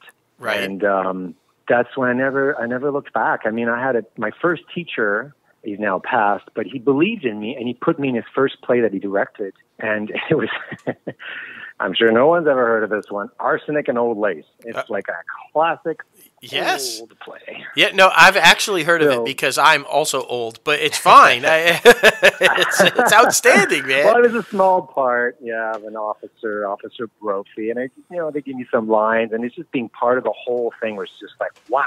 Yeah. And then the following semester, I took a Shakespeare and class, and then the teacher also was directing Camelot, a musical. And she was like, Claude, I heard you could sing. I was like, not really. She goes, can you come and just sing Happy Birthday? And I sang Happy Birthday in French, and they fucking loved it. There you and go. then I was part of the ensemble, and I was part of this whole show for the college production. But all the leads came from Los Angeles. So King Arthur, Guinevere, and the guy who played Lancelot was like, they were fantastic. I mean, they were real pros. And it was at the Bob Hope McCallum Theater that just opened in Palm Desert. And so it was a big production, big production. And I just fell in love with it. So, and then little by little, I was like, I started taking classes in Los Angeles on my days off from the restaurant in Palm Springs. I would drive to LA. And then eventually I was like, I got to make the move. So I moved to LA, and I never looked back. Oh, that's Nice. Fantastic. And I mean, starting out in the theater, talk about the transition a little bit. What made you want to go out and be a television star or a movie star? How did that go about? Because a guy from Los Angeles came to our acting class, and he had been on some shows, and he gave us the whole lowdown of how it goes in Hollywood. And I was like, that's what I want to do. And I started going to class. I was like, why would I stay here in Palm Springs? After a while, it just gets to you, the desert, and I was there for 3 years, and I married a girl there, and I became American. So there's a lot of good things. I have just fond memories of Palm Springs. And every time I go back, I actually went 2 years ago to shoot a movie, and I got to see all my friends, and because I still have, friends there. So, Right. But yeah, moving to Hollywood was pretty intimidating at first, but, just everything was in the backstage back then. Today it's, no, it was called a drama log. Mm-hmm. That was the original backstage. And you could just go in there and just find, student films and short films and classes and headshots. And there was so much, a plethora of everything. You know what I mean? And you're in Hollywood. Yeah. So, but no one is really there to guide you. It's like you just kind of on your own. If you don't know anyone in the business, you just, you fall on your face a lot because you just make a lot of mistakes. But that's part of being an actor, I guess. Exactly. That's how you learn, right? Exactly. Did you find the transition from stage to the screen difficult? Well, let's not get too crazy here when we say stage. I've done a couple plays, okay? Hey, man, you were in Camelot, okay? All right? A true thespian. I was a knight, and you know what? This is like a long time ago, so I had long curly hair, so I was the only freaking knight in Camelot with the actual hair. Everybody else was wearing wigs. I was like, that's my real hair. Nice. But now I moved to LA, and no, it wasn't so hard. You know what? The best way to get started is in commercials, because that kind of gets you in, and, you know, you're on set. Oh, and extra work. Yeah. Of course. Okay, I moved to LA in, I'm going to age myself here, but it was 1989. Okay. Okay. And The Doors was being shot. That biggest freaking Val movie at the Kilmer, time. yeah. Oliver Stone, Val Kilmer. I got to be an extra in The Doors. Yeah, there you go. In some of those scenes with Val Kilmer. I mean, that was like awesome. Yeah. I got to be in a movie with Rob Lowe, Bad Influence. Oh, yeah. Yes, huge movie. I got to be in several, you know, scenes and stuff. And that was just it for me. I was like, that's what I want to do. You know what I mean? And they were paying us cash. Bill Dance Casting was, and Rick Montgomery, I think he's still doing background casting, was paying cash. I don't understand how all that works, but I was not part of the union then. Right. And then I was working in a restaurant in Beverly Hills, because if you're going to work in a restaurant, might as well work at the best place and the best, you know. Where the money is. Absolutely. They were looking for a French chef for an American Express commercial, and it came out of the fax machine because they were looking for real chefs. So they sent it out to restaurants instead of agencies. And the chef where I worked, who was French, was like, with these deeds, I don't do this thing. And all I saw was national commercial. I was just like, I was seeing dollar signs with residuals. And I borrowed his hat and I borrowed his jacket, and I went to the audition pretending to be a sous chef at the restaurant. Oh, wow. With a French accent. That is amazing, though. Isn't it the weirdest thing, though? Like the opportunities where they come, when they arise. It's like you would never think that, right? Like, no, what's this coming over the fax machine? What? It's an audition. What? I mean, that is like the craziest thing, but amazing. And then I got a call back, and then I booked the freaking thing, and then that got me my SAG card, and they got me $10,000. Oh, whoa! Damn. Whoa! All right, everybody, jot that down. Yeah, right. Everybody, jot that down. So, extra work, commercials, $10,000 SAG card. Like, okay, Boom. How can you not be hooked after that? right? You know, Like I feel like that's in. You're in right there. Yeah, my second commercial was not as glamorous, but they flew me to Arizona, to Phoenix for the day.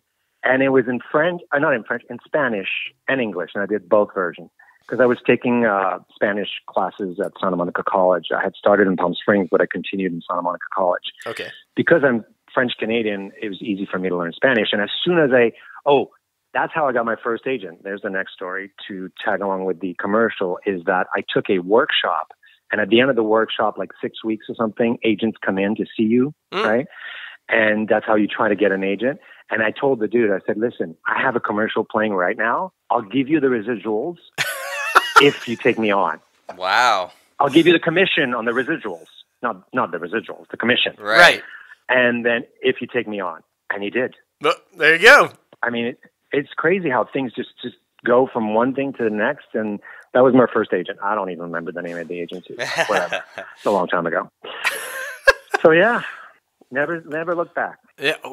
I mean, that's got to be one of the most interesting stories as to how it all started and how you got into it that we've heard. That was fantastic. Like, I mean, but we love the attitude, though, because like we said, I think the most important thing for people that are trying to get into this industry to remember and know is don't look back. You got to leap. You got to trust that the net's going to appear, and you can't look back. You just got to go for it. So, yeah, that's it. And I mean, look at you. Yeah, I mean, you've had quite the career. I mean, it's long. I mean, longevity is hard to sometimes get in Hollywood, and yet you've been able to make a nice career out of it. You've been on some huge shows, man. I mean, New Girl, American Crime Story. I mean, Supernatural. Hello, we've got a huge bunch of Supernatural fans, so they're all like, they know who you are for sure.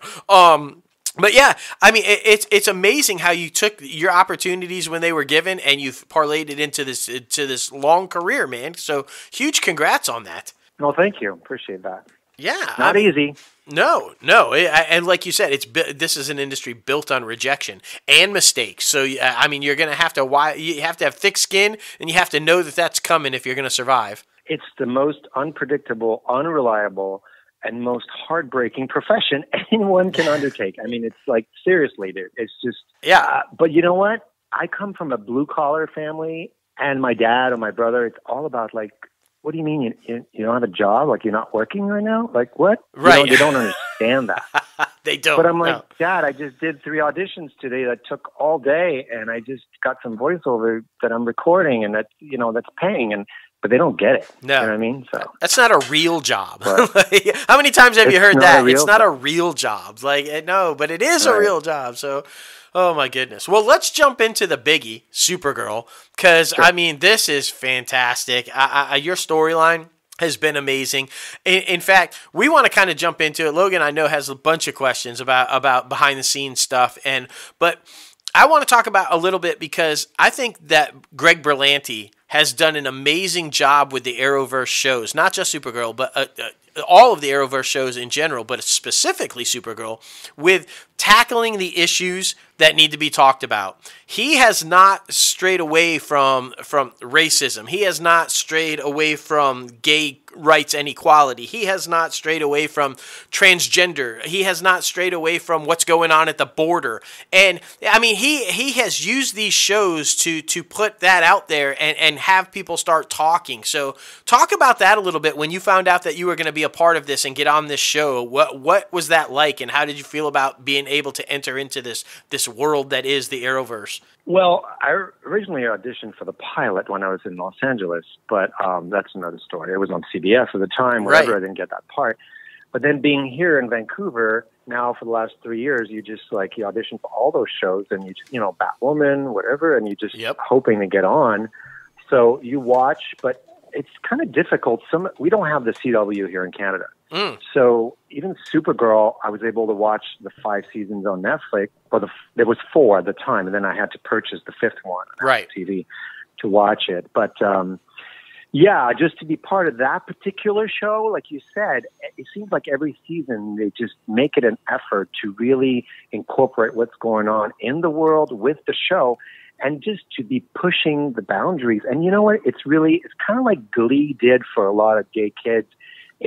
They're watching these people on television going, fuck, there is a world out there where it's okay. Yeah, you know, I'm talking about kids in small towns, because my fans from Supergirl now are in Argentina, in Brazil, in Poland, everywhere around the world, in these small towns, and they can barely speak English, but they're seeing that there's a trans on the show. Yeah, for real. Like, she's a real trans. And it's like, what? So whatever that means to them, and then seeing 2 women kiss, that's right, on the show, who are actually a couple, and they act like normal people and stuff. And I mean, and now there's a freaking gay vampire. I mean, that's right. Oh, I love the Galian term that you keep calling it, a Galian. That is so funny. I was like, that is hilarious.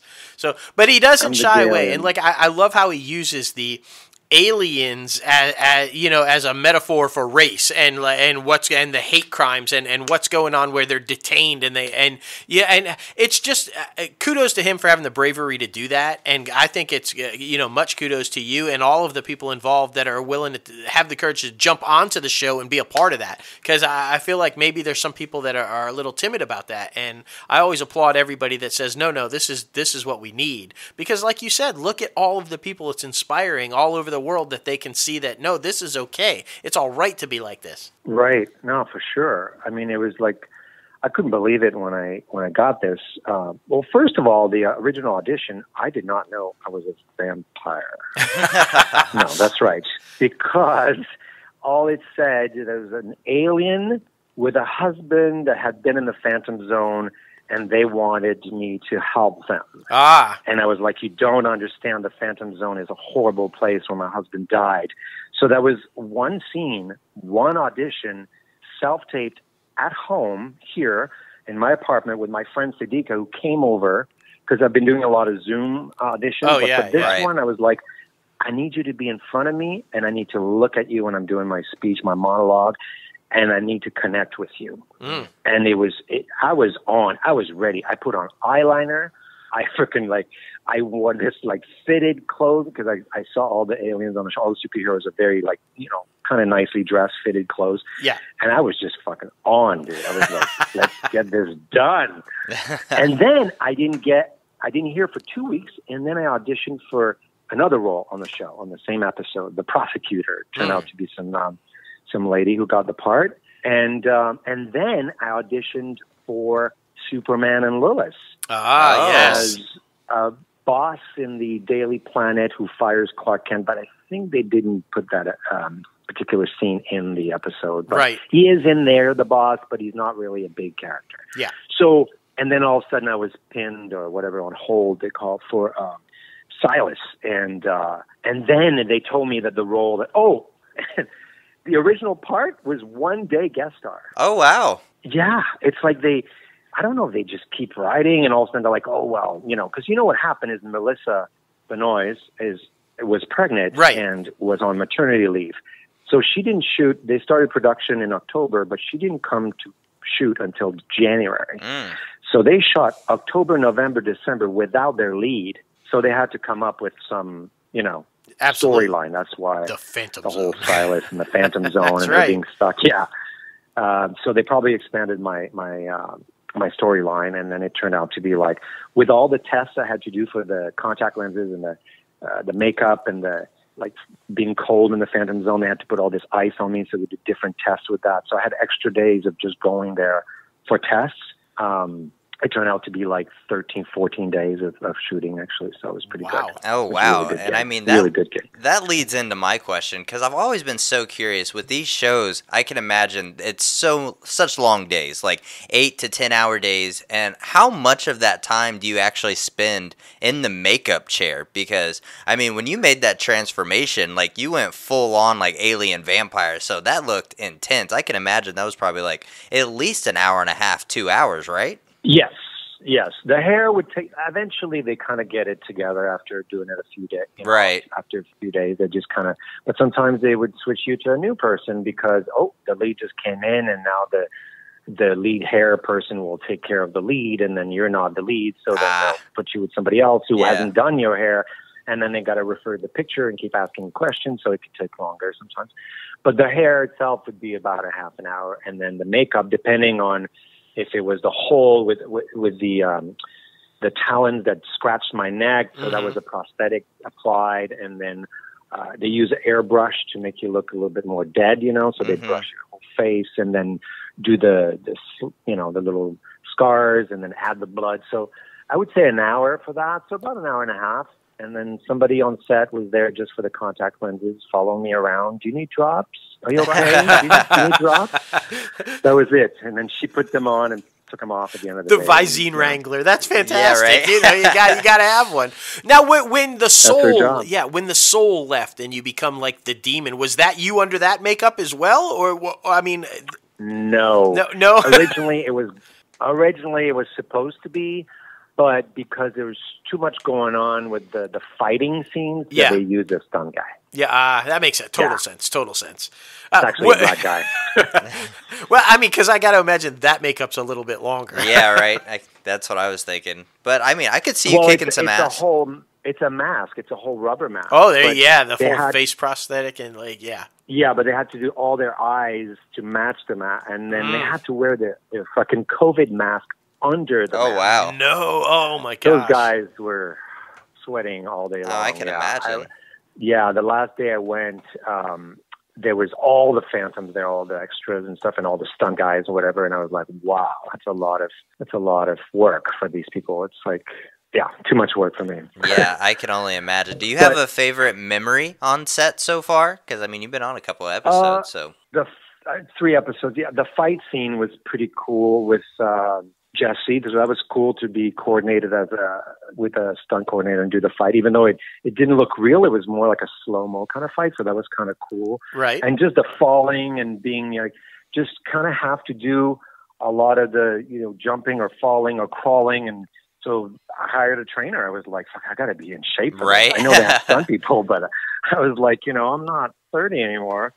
And I love But I loved every minute of it, and I told the stunt coordinator, I'm just ready, man. And he was so pleased with me that I was like, you know, like Tom Cruise just wants to do everything. Right. I was like, I'll do it, man. Like, tell me where to jump, tell me where to fall. You know, I was like, fuck, they're paying me big bucks. You know, I got paid top of the show for all 3 episodes. Nice. And that doesn't happen that much anymore. And here in Canada, we get a buyout of 110% for TV and 135% for feature. So you get double the money up front, and then you don't see residuals for 5 years. Oh. That's the contract with all across Canada with Canadian actors. Wow. Okay. So Very interesting. you'll watch a show like Arrow or Supernatural. If there are some regulars that are Canadian that don't have an agent in LA that were cast out of Canada, they're on total different contract than the American, you know, next to him. But it's either you take that or you don't, you know. Right. For me, I'm super happy. And then it's Supernatural. So, I mean, it's Supergirl. It will last forever. So after 5 years, the residual will kick in, and you know. Well, so it's all good. and I mean, spoiler alert for anybody who hasn't seen the latest episode or whatever. And sorry about that, but too bad. Silas is restored and back to normal and still alive. So I mean, you know, there's potential there. There's potential to show up on another show somewhere, right? So glad you think the same way I think. I feel like the Arrowverse is an open door, man. Now that they've got aliens, we know they're going to introduce Green Lantern soon. So why not have Silas show up somewhere else, right? Thank you for that. Yes, we'll start the campaign. We'll get it out there. We'll put the hashtag. We'll make it happen. It's going to do it. He is alive and well. Okay? Exactly. So maybe you still show up on Superman and Lois. You never know. You never know. You never know. Fucking the Flash, you know. Absolutely. There's so many. Yeah. There's so many. And for what it's worth, I wouldn't have guessed you were over 25. I'm just saying. I felt like you were around 23, 24. I know. I'm just putting that out there. Too kind. I tried. Even with the arsenic lace, that's fine. It's okay. You know? No. Logan didn't know what that was. He's like, no, this guy's young. He's got to be young. Exactly. Oh, so okay, so we're doing a couple of things. So we got to know, because you have been around for just like a great amount of time, even for a young man of 25. I mean, it's amazing how many shows you've been on over the years. Do you have an embarrassing moment from set, like on one of the shows that you just like, I can't believe this has ever happened? But tell us, we know you have one. Come on. On set or at an audition? I think the auditions are the worst. Oh, either or. Lay it on us. It was for Batwoman. Okay. Instead of saying, oh my God, I said he blew a load. Oh. Literally, I said he blew a load. I mean, I looked at the casting director and I was like, and I just like, dude, I didn't know where to go. I just wanted to leave the room. You know what I mean? I think I don't remember the actual line, and I kind of want to go watch what happened and who got the part, but I know it wasn't me because, you know. Right. That was terrible. Oh, my gosh, that's hilarious. But no, on set, okay, here's an experience with Supernatural. Okay, you watched a show for 11 seasons, okay? These guys are like a well-oiled machine. Oh, yeah. Okay? They have their phone on, they're watching the game, and they're like, okay, rolling, action, and then boom, they put their phone in their pocket, and they're like, so, did you see the ghost? You know what I mean? Yeah. Dude, they can just do it in their sleep. Right. But then you come in, and you're the new guy, and they're tall, like Jared is super tall. And they're super good looking, and they're fucking supernatural leads, and you have all your scenes with them. It was really nerve-wracking. Thank God I was playing some kind of, I was playing a Massachusetts detective who was a bit nervous of what happened at the Lizzie Borden house. You know, right. The ghosts or whatever. Yeah, there was a murder.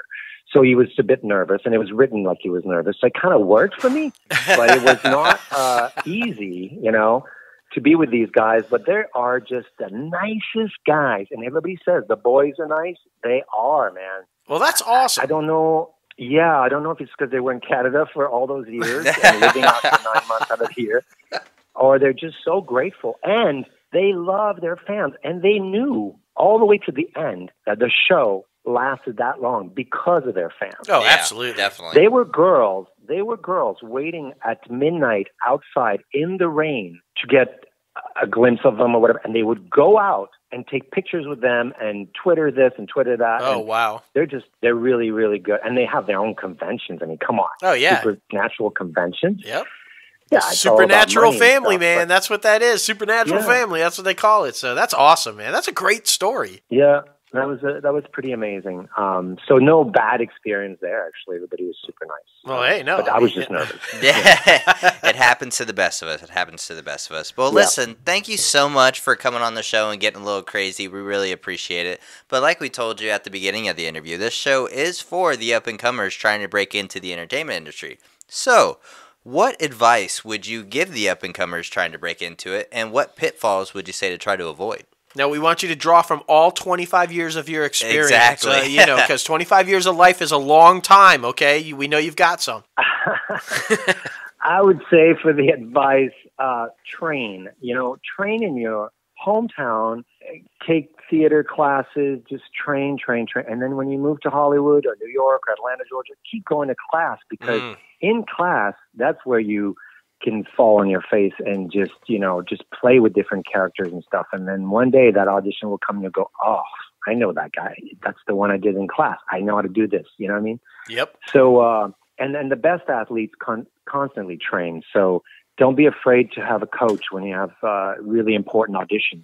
Don't take it for granted. Oh, I know everything. My audition's always great. No, they're not. Because you don't see yourself. It's nice to have somebody look at you and go, oh, wait a minute, what are you doing there? That doesn't work. You know what I mean? Because you think it does, but it doesn't. So having coaches, it's a constant thing for even people that are working on television right now. Yep.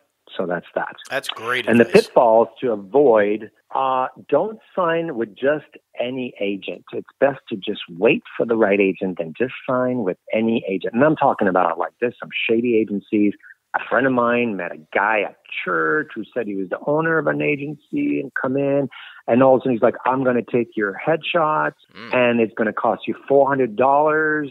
And that, dude, you don't do that. No. You don't pay an agent to take your headshot under the freeway, the 101 freeway. Oh, my God. And this guy facilitated it at a church. Yeah. Oh, my God. It doesn't get more shady than that. What the hell, man? Like, oh. And then a year later, he's like, I haven't got an audition yet. I'm like, yeah, well, first of all, the name of the agency was, I won't say the name, but it was just like, oh, where do you start? The name is horrendous. And then this guy who wants you to pay. And then he's saying, the headshots are not working. That's why you're not getting auditioned. So we need to do another photo shoot and another $400. Oh, no. Like, oh, my God, you're getting scammed. Dude. Yeah. It's like the headshots aren't working. You took the headshots, you man. did this.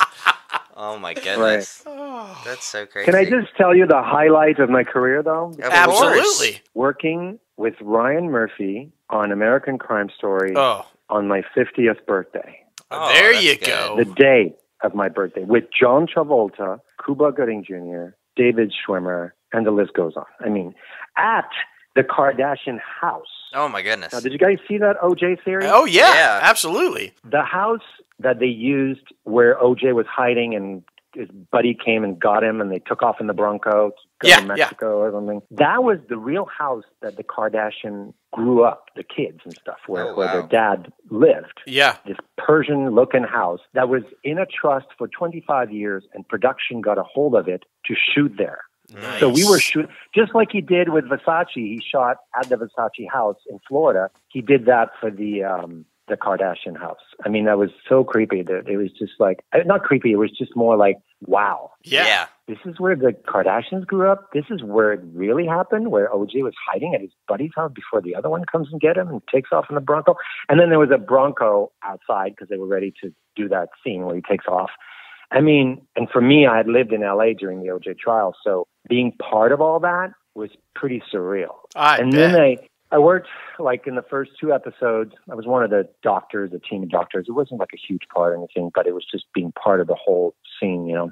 Absolutely. And then I go to Vancouver for the summer and I shoot Supernatural. And then they're calling me back to put me on the witness stand 9 episodes later as part of the Dream Team, the OJ team. And then I go in at the Fox lot to shoot that, and it's the courtroom scene. They're shooting back to back, Yep. And all the people playing the Goldmans and Judge Ito and, Marsha Clark and all these people are there, the actors, was so surreal. And then I walked onto the set, which is the courtroom, and I'm sitting there and and there's a Judge Ito actor and there's it was just so surreal. It was just amazing. It was a different director then. It wasn't Ryan Murphy, but right. Ryan Murphy directed my first 2 episodes, and he was amazing to work with. And I am so grateful. Yeah, So grateful. I can see why you consider that the highlight. I mean, and what a way to have it happen on your 50th birthday. That's amazing, dude. Yeah, and then I ran into him at the Fox lot because I was auditioning for Bones, and he freaking remembered me. I was like, oh my, Ryan Murphy knows where I'm walking, and he's walking towards me, and he looks at me and he goes, Claude, he goes, your next episode is coming up. And I was like, oh my God, Ryan Murphy knows where I am. Right. And then I auditioned it was crazy. And then I auditioned for the Versace, and I did get a part in that too, but they did cut my scene. But I still got to shoot it and all that. So I have the credit. That's fun. Well, yeah, I can't think of a better way to end it than that. I mean, if that's not inspiring for everybody listening, hey, you too could have Ryan Murphy remember your name if you do everything right. Exactly. I mean, that's so amazing, dude. That's right. Well, listen, man, thank you so much for coming on and chatting with us. And open invite, you're a very interesting guy. You've got a lot of stuff, and I'm sure a ton more stories to talk about. So open invite anytime you want to come back, man. We really appreciate it. Right. And just before you go, tell everybody where they can follow you. Claude Knowlton is everywhere. Twitter, IG. It's Knowlton is Knowlton. Fantastic. Knowlton. There you go. Well, we will make sure to direct everybody Knowlton. That way. There you go. Right. Enjoy the rest of the night, man, and we'll be in touch soon, buddy. All right. Thank you so much, guys. Appreciate it. Yep. Bye-bye now. All right. Bye. Man, oh man. I mean, this guy, he's lived some life. Seriously. In his small 25 years. That's right. Times 2. It's fantastic. Yeah. But I tell you, the one thing that just stuck with me, though, and I think that all of our listeners really, if you're trying to get in and you got to take the leap. Yeah, you got to keep going. This guy's like, I got to get out there. I got to do it. And remember, it's okay to be an extra on a set. It's okay to do a commercial because that's where it's going to get you. So, boom. Exactly. We're not all Lady Gaga and get nominated for an Oscar our first route. I'm just saying. I'm not Lady Gaga. And no, I mean, we try. Far from the shallow now, though. It's crazy. Thank you again, Claude Knowlton, for coming on the show.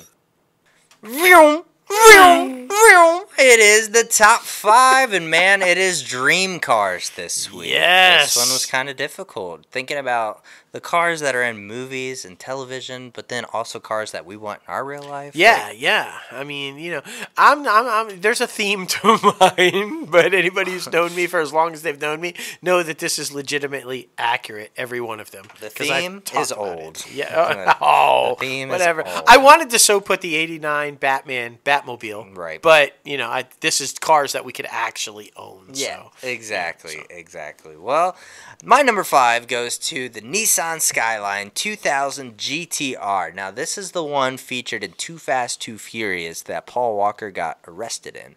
I even have a little Hot Wheels car of it on my shelf. It is so badass, but it's actually illegal to have in the United States because it's so juiced up. So, if we go to Vancouver, I'm going to have to see what their law is against that. Because, I'm just saying. There you go. I would really love that, but it's also stick shift, and I don't know how to drive stick, so. It's so easy to teach. Always time to learn. learn. Yeah, we're gonna take you out one day. Yes. And do it. Both of y'all. It's not hard, really. All right, seriously. No, that was serious. It's not hard. Number 5 for me, the classic, a Bentley. Who doesn't want a Bentley? Right. It's Rolls Royce, y'all. Okay, if you say you don't want a Bentley, you're full of shit. I agree. There are 2 people in this world: people who want a Bentley and people who want a Bentley. I'm just saying. My number 5. A Rolls-Royce Bentley. There it is. Well, my number 4 goes to a 1967 El Camino. Now, this one was supposed to be my first car. My grandfather and I, when I was itty-bitty, probably 4 or 5, I was in the garage. I did by any means help him assemble the thing, but I mean, he literally built it from the ground up. He got a frame and built it from the ground up. Nice. Like, it wasn't even a thing before he did it. It was beautiful. It was yellow. He used to call me big guy, and he had a big guy sticker across the dashboard. Like, supposed to be mine, but family drama, man. Family fucking drama. It's shitty, but it's just gonna be in my garage later. It's all good. It's all good. It's all good. Okay, now here comes my theme. Now, I might get this because back in the day, way back in the day, my mom and dad used to race cars, and so they were hardcore into muscle cars, okay? And I think maybe that's where the love comes from. I don't know. They sold all of them before moi appeared. Yeah. What the fuck? No drama, just what the fuck? Why'd you sell all those cars? Those were like, they're classics now. Hello? But anyway, basically there's 1 year which I just would own basically any car from this year. Give it to me. I'll take it. It's on my list. So we're going to start with number 4, the 1968 Dodge Charger. Muscle car. Okay? I forget all them foreign cars. American, good old steel. When they were still made out of steel, they were just muscle, baby. Horsepower. 68 Dodge Charger. There it is. It's a badass car. There it is. It's badass. Yeah, I miss actual metal because when you got into an accident, you'd probably be okay because it's actual metal, not that fiberglass shit. Yeah, no shit. Now you hit a curb and your whole car collapses. Yeah. It's like, what the fuck? Exactly. Well, I mean, needless to say, my number 3 is a freaking 2021 Tesla Model S. Now, this is the sports version of the Tesla. I love everything about the Tesla. Obviously, self-driving car, badass. But I love the huge screen you have in the middle of the console. And I love the interior. The interior of all Teslas are like a work of art. Like, they really are. They just got eye-popping colors. And you guys know I love the pop. But yes, a Tesla, I just feel like that would be so badass. And plus, clean energy, trying to move forward towards the energy-saving car and less gasoline. So, Tesla. Absolutely. Tesla. There you go. Fantastic. Yeah, I mean, my list is definitely gas guzzlers. Yeah, right. But they're muscle cars. You're they're killing old. the I earth. mean, it's I got to have them. And I should say they're all stick. You don't stick. own these cars if it's not a stick. There's no point. Don't get an automatic if you own one of these cars because then it's not real. Okay? Just saying. Now we're switching from Dodge to my number 3 on the list. We're going to go to Chevy. And I'm, of course, talking about the 1968, yes, we're staying in that year, Corvette. 1968 Vet. Oh, sweet. Just sweet. At one point, the fastest street car in the world. A Corvette. And just, I mean, guys, cruising the coast I miss cruising the coast. Just any classic car shows, I gravitate straight to the 68s. Anyone that I can find, that's where they're at for me. So this one, 1968 Chevy Corvette. Very nice. Very nice. Now, my number 2 is like my high-end luxury, like I'm going to a movie premiere car. I'm talking about the Rolls-Royce Phantom. This thing is so super nice. I'm talking like I would probably be in the back seat having a driver drive it for me nice. Because, I mean, it's like the definition of luxury. If you look, I feel like if you're thinking about pulling up to a mansion, if you're not in a Rolls-Royce Phantom, then what's the point? And I always go back to the quote that P. Diddy said. I don't want the Chrysler that looks like the Phantom. I want the fucking Phantom. So, there it is. It is what it is. It's what it is. Rolls-Royce, man. Exactly. I said they know what they're doing. They make beautiful cars. They do make beautiful cars. It's fact. All right, number 2 on the list. Can you guess what year? 1968. No shit. Camaro SS. This one battled for number 1. I'm not going to lie. It was back and forth, but only because number 1 has 2 versions is why it excelled. But the 1968 Camaro SS is probably one of the all-time best muscle cars ever. I don't think there's a bad one out there. I want this car. Someone give me this car, please. I'll pay for it. I mean, I'm not like, just don't give it to me. Unless you want to give it to me and then just give it to me. I would totally take it. I do. I just want to get to a point where I'm like Jay Leno and I have just a garage full of cars, but my garage full of cars would be all from 1968. Yeah, right. It's fantastic. But look them up. I'm just saying, 1968 Chevy Camaro SS. That's all I'm saying. Look it up and you'll go, oh. I see what he's saying. Okay, I see what he's saying. right. So funny. So funny. Well, my number one goes to, I mean, this one is like a notable car because the one and only James Dean died in this type of car. And it's just absolutely beautiful. Definitely, like, it's damn near James Bond-esque. I'm talking about the Porsche 5500 Spider, a.k.a. his name for it, Little Bastard. I mean, that thing was beautiful. I loved the Corvettes, or not the Corvettes, the fucking top down, no fucking roof, and I love the headrest where it has like the metal bar behind you. I think that just looks so sexy. So yes, my number one Porsche 5500 Spider. There you go. Yeah. Can't argue that. That's a good looking car. I mean, I would take that too, if anybody has one. Yeah, right. Just saying. All right. My number one, of course, we're sticking in the brilliant year of 1968 because they didn't make any bad cars in 1960. I'm sure they did, but not any muscle cars. I'm going with the 1968 Mustang. Now, you can choose. Will you go the 1968 Shelby Cobra Mustang? Watch Ford vs. Ferrari. You'll know exactly what I'm talking about, what that car looks like.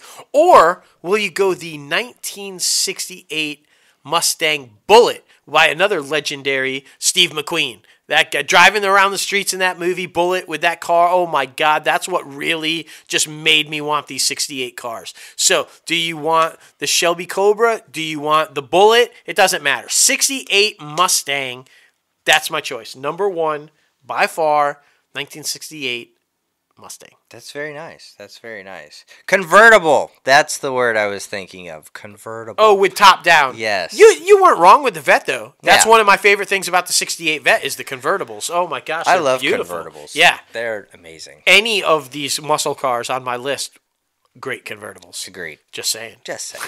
What are your top 5 dream cars? We want to know. Be sure to let us know on social media, on YouTube, and or in the podcast comments section. We always love the fan interaction, and we appreciate it.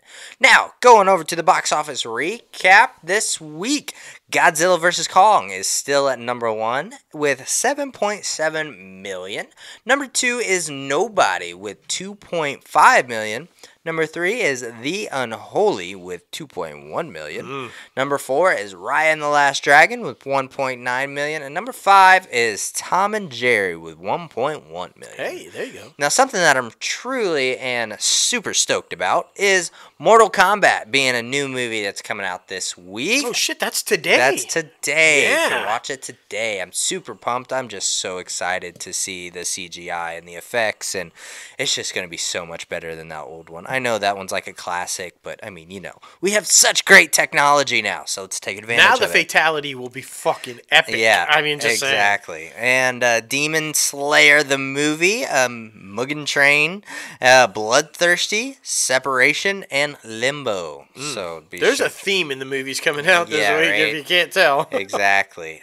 Movies you can still go see are Voyagers, In the Earth, The Courier, and The Girl Who Believes in Miracles, and The Croods and New Age. Yeah. Wow, that one's hanging around, right? I know, it's like that one's like becoming the next Bobby. 3 or 4 months. Yeah, It's can't get wild. rid of Bobby, but Croods, man. Right? Well, now, going over to the IMDb Pro Top Trending segment. Oh, man, I love this app. I promise I paid you. I paid you last night, I promise. I just had a switch in debit card. I'm sorry I didn't let you know. But it's okay. I didn't know where you were going there. I'm like, are you paying for it now? I'm paying It's no for longer it. just in the shower, guys. Yeah, He's paying for it now. Exactly. Oh. I've been a bad boy. He's been a bad boy. Okay. I'm going to use it for that Janine Garofalo film. I'm telling should. you, I'm going to find it. I'm You going should. to see. Oh, man. But the top trending movie is Thunder Force with Olivia Colman. My gosh. Not Olivia Colman. Octavia Spencer. Yes. And Melissa McCarthy. Yeah, there you go. It was funny. It's pretty funny, guys. And possible sequel in the works. They set that up. But, I mean, Netflix is just kind of interesting with their original I films. mean, I was laughing my ass off through the whole thing. I thought it was pretty funny. And look, Jason Bateman's a funny guy. I get that he's close with Melissa That's McCarthy, weird. but that the crab thing, I was cringing. Like the dance scene and like the whole rubbing the butter on him, and I was cringing. Well, anytime he was in like any sort of altercation, I thought it was funny how he like did the crab thing. Like, it's like, okay, all right, yeah, and like the whole sexual innuendo. With the butter, no. I just, oh God, no. yeah. But other than that, it was pretty funny. Yeah. I mean, they were great together. Oh man, but by no surprise, the top trending TV show is The Falcon and the Winter Soldier. Holy If you shit. haven't seen the last episode, it's so good. I mean, I felt like the whole time they were wrapping things up. Oh, so I mean, it sucks that it was 6 episodes. I know. Hey, and by the way, this will probably be the top trending show next week, but it'll have a new title. Because I don't give a shit if I'm spoiling it for you, because it's like, what time now? And you should have watched it already. Captain America and the Winter Soldier. Yeah. That's all I'm saying. You knew it was coming. Sam got the shield. By the way, one of my favorite on-screen costumes ever. Yeah. They fucking nailed that shit. Yeah, it man. looks like literally spot on. And the way he was using the wings also with the shield, just so fucking epic. Which makes sense because as he said in his speech, I don't have the super serum. I don't have powers. Yeah. I have my technology. So when he's like using fucking his little guy there, Red Wing, and like pushing the car back up and like using his wings behind him to plant him down on the ground. Which was so like, badass. Yeah, I mean, there's a lot of epic scenes in the new suit, which I absolutely love. I love how there's also by far a lot of sympathy for Carly. I feel like this is by far the most like the hero has talked to the villain and was trying to sympathize and get to know why they were doing the way they were doing. Well, and redemption for the new Cap. Yeah. Yeah, you kind of see the redemption. That was one of my favorite lines. It's the same, but black. Yeah. I was dying laughing. But U.S. Agent, we all saw that coming. We all knew he was going to become U.S. Agent. But that was so fucking funny. It's the same, but black. Yeah. I like how they also kind of made redemption on that a little bit when him and Bucky are walking out. Abraham, bro, he was a great man. He was and the acknowledgement from Sam, the head shake, the head nod, like, okay, we good.